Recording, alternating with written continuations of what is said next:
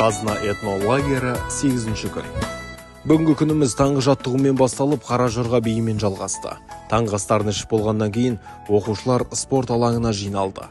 8 топтың арасында толағай спорттық сайысы өткізілді. Топтар белсене қатысты.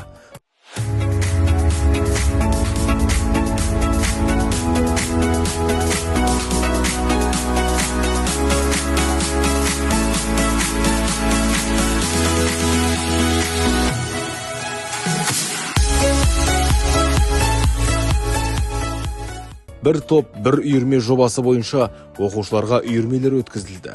Өз қолдарымен түрлі нәрселер жасады. Балқаймақ үйірмесінде ұлттық тағам құрт жасап үйренді. Әжемнің ертегісі үйірмесінде ертегі сандықшасынан шыққан пазлдарды құрастырды. Түскі астан кейін балалар топ ішінде түрлі ойындар ойнады. Топтарға тәрбиешілер түрлі сайыстар өткізді. Лагеріміздің қызықты өтуіне тәрбиешілер мен үйірме жетекшілері барынша атсалысуда.